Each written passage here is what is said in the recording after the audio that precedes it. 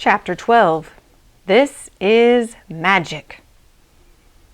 When the little fawn landed on ice in the far north, he was terribly frightened. His feet went from under him, and down he fell. Again and again he tried to get up, but each time his wobbly legs slipped under him. When he got up on all 4 feet at last, he began sliding across the ice.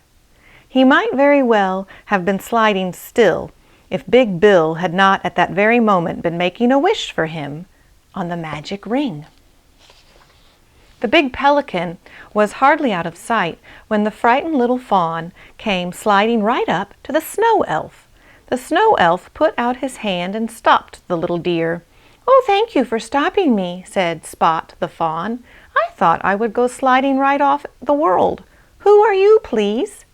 "I am the snow elf," replied the queer little dwarf. "Oh, then you must be a goblin, like Gremmy the gremlin. I do not believe in goblins and magic. I know that Gremmy and all of you must only be a bad dream." "I must get away from here," cried Spot. He turned to leave, but again his feet slipped from under him, and he fell down on the ice.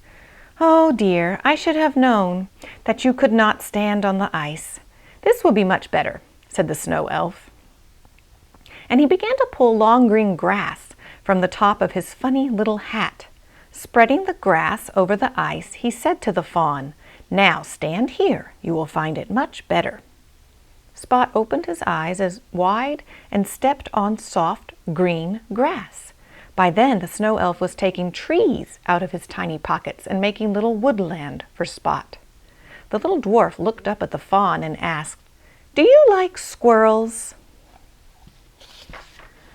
"Oh yes, I like squirrels," replied Spot, thinking of his old friend Chatso. "Good. Then I'll take this one out of your ear and put it in the tree where you can see it," said the snow elf.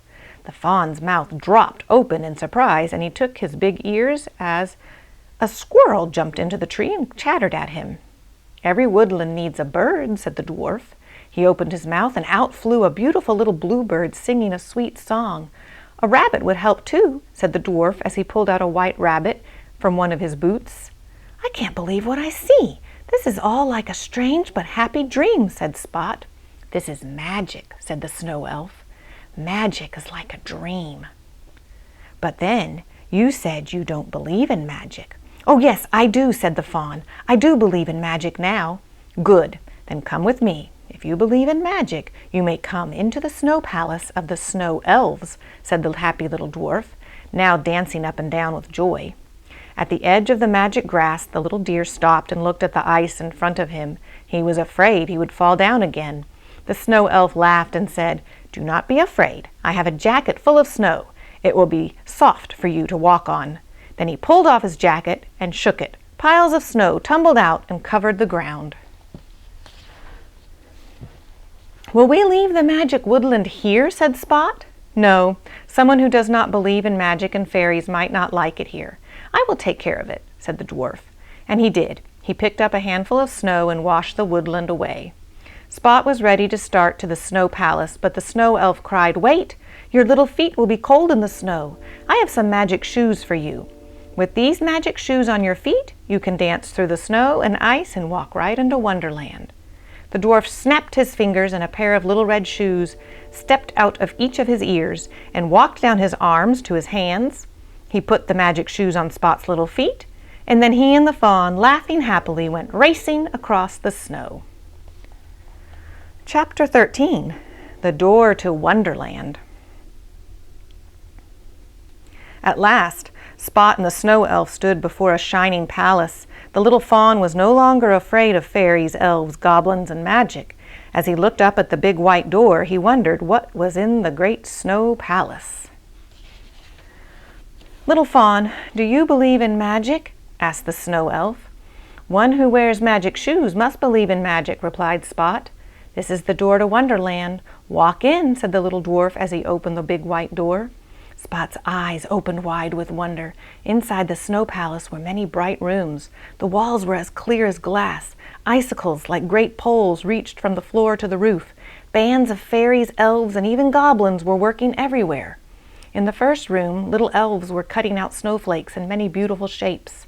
The snow elf picked up handfuls of the snowflakes and threw them into the air for Spot to see. "They're beautiful," cried Spot. "They are wonderful." "Oh, yes," said the snow elf. "They are beautiful and wonderful. Every winter they help to make your world beautiful and wonderful too." Soon the elf led Spot to another room where fairies were busy with tiny paintbrushes. "Oh, how beautiful!" Spot almost shouted. "What are the fairies painting with those wonderful colors?" The snow elf smiled and replied, "See for yourself. These fairies are painting butterfly wings, and those are coloring bright feathers for the birds in your own wonderful world." "What are these elves doing?" asked the fawn as they came to another room. "Why are they working with rocks and pieces of leather?" "These are not rocks and pieces of leather," replied the snow elf. "These are skins for frogs and alligators, and here are shells for snails and turtles. Over there are hoofs and horns for cows and deer. All such things are bits of Wonderland too, you know." "Oh, look here!" cried Spot, coming to the door of another room. "Those are goblins working. They must be making some bad magic." "Yes, they are goblins," said the snow elf. "You see, there are good fairies and bad fairies, just as there are good things and bad things. But all things are good for something, and all fairies, even little goblins, have their work to do. They are making things, stingers for bees, and claws for cats, and thorns for roses.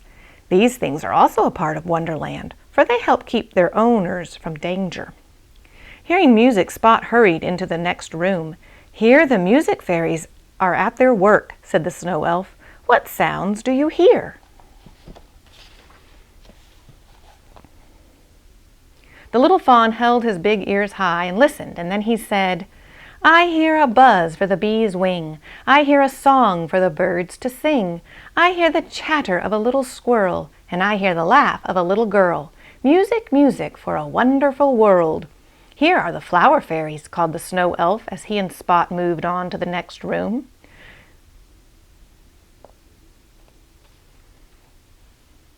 "Thank you for letting me see the snow palace, little snow elf," said Spot. "Now I want to go home to tell my friends about all the things I have seen." "Very well, I will show you the way," said the happy little dwarf. He opened his mouth and blew a hot wind on a fluffy white cloud. At once, raindrops began to pitter-patter around him. Then he called to the light fairies to put the sun in the sky, and out came the bright sun. "Now I will make a rainbow bridge to take you down to earth," said the snow elf. He dipped his hand first into one pot of paint and then into another, and then with a swish of his hand, he made a rainbow of many colors. It reached all the way across the sky and down to earth. "Step onto the rainbow and follow it, little fawn," said the snow elf. "At the foot of the rainbow you will find a pot of gold." "A pot of gold? Will I really find a pot of gold at the foot of the rainbow?" asked Spot. "Yes, a pot of gold," replied the snow elf. "The pot of gold at the foot of the rainbow is really your own wonderful world." The fawn stepped onto the rainbow. At once he began sliding down the rainbow bridge. Suddenly his red magic shoes flew off his feet and disappeared. As he turned for one last look at the shining snow palace, he saw the friendly snow elf pick up a handful of snow and wash the snow palace away. Then the little dwarf disappeared into the blue of the sky.